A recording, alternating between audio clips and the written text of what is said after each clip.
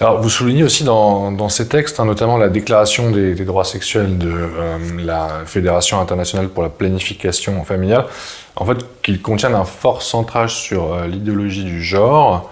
Alors, en France, on a la circulaire Blanquer qui a été publiée en septembre 2021 et qui donne d'ailleurs la consigne au personnel éducatif de garantir les conditions d'une transition sociale choisie par un mineur, qui précise que la prise en considération de l'identité de genre revendiquée de la part d'un élève ne doit pas être conditionnée à la production d'un certificat ou d'un diagnostic médical ou à l'obligation d'un rendez-vous avec un personnel de santé.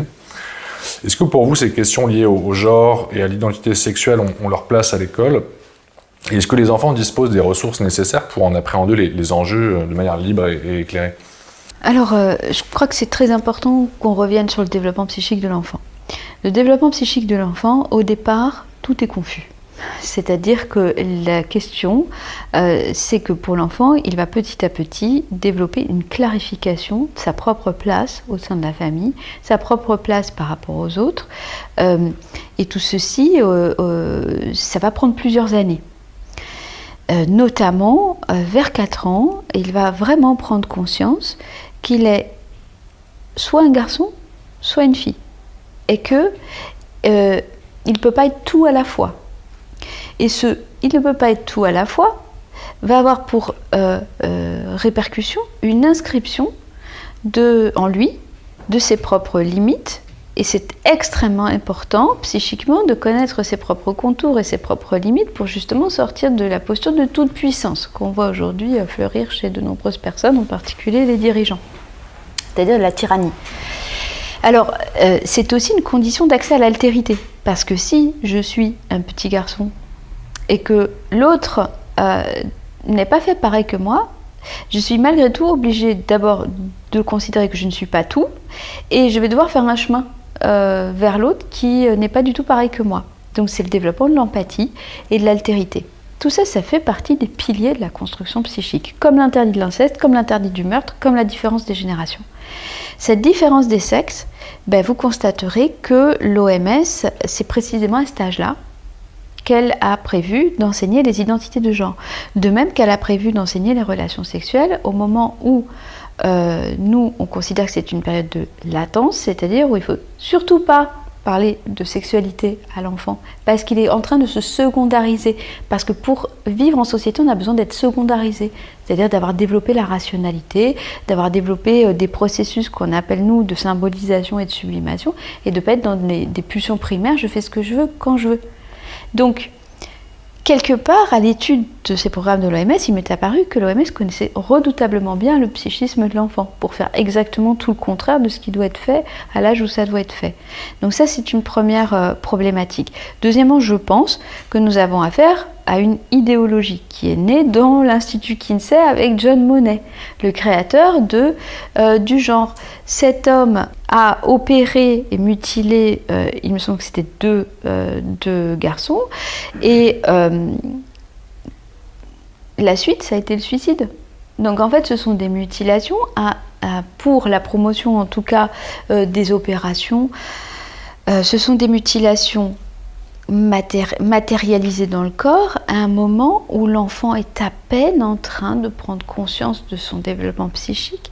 Et pour prendre conscience et pour inscrire son identité sexuée, il est obligé d'aller chercher un petit peu d'explorer, on va dire. C'est comme quand l'enfant découvre la différence entre la vérité et le mensonge, il va se mettre à mentir. Donc là, c'est comme si il est menteur. Non, il est en train d'expérimenter, en fait. Donc évidemment, la petite fille va dire, moi, je voudrais les cheveux courts comme le garçon. Elle est en train d'expérimenter par rapport à sa différence qu'elle est en train d'intérioriser et de conscientiser. Et le petit garçon va dire, moi, je joue à la poupée, etc. Voilà.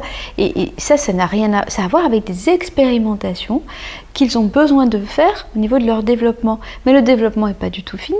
Le développement sera fini, encore une fois, le psychique sera fini à l'âge adulte. Et en attendant, on a besoin d'expérimenter différents sans qu'il y ait une implication immédiate de mutilation sur le corps.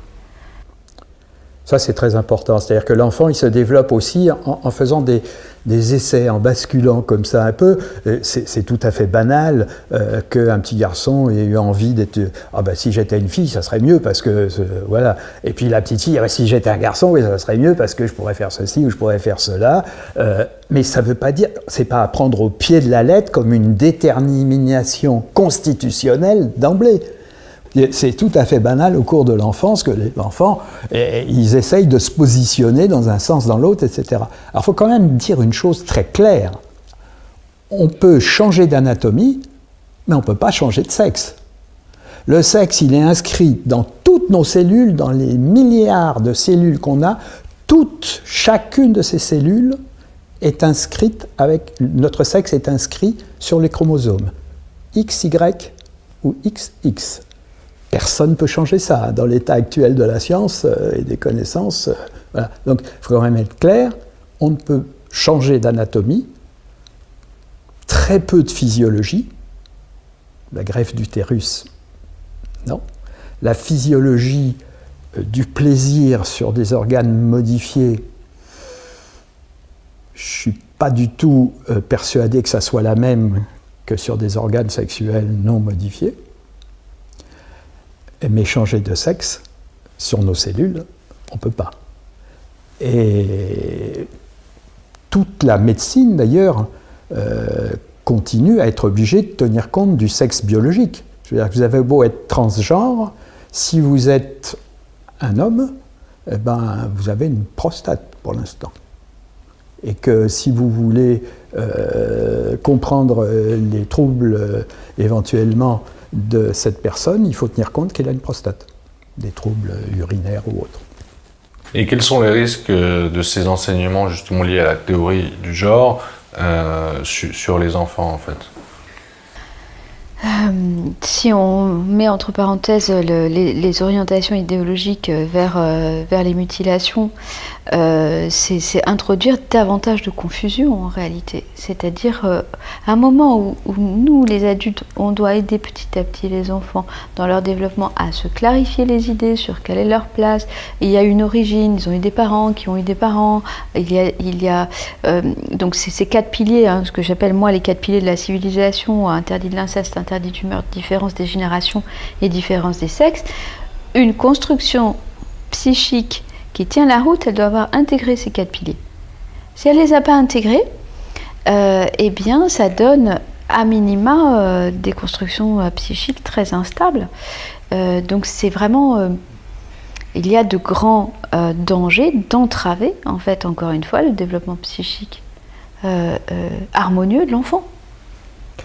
Et le risque, mais qui n'est pas un risque virtuel, qui existe, qu'on a déjà vu, que l'enfant, quand il est adulte, enfin, ou quand il se pose des questions sur ce qu'il a subi, trouve qu'il a été abandonné par les adultes, qu'on ne l'a pas protégé à ce moment-là. Et c'est une réalité, il y en a qui témoignent de ça, et que c'est donc le sentiment d'avoir été lâché par les adultes. Et c'est un traumatisme psychique Les traumatismes psychiques, on n'en est pas conscient tout de suite. Hein. Si vous avez un accident de voiture quand vous êtes enfant, crac, la jambe est cassée tout de suite. Tandis que les traumatismes psychiques, vous pouvez ne pas vous rendre compte du traumatisme au moment de l'enfance, parce que vous êtes dans l'enfance, justement. Et que c'est après, au moment où vous êtes adulte, que vous vous rendez compte de tout le sens que ça avait, de ce que c'était et de la souffrance que ça peut amener à ce moment-là. Donc voilà.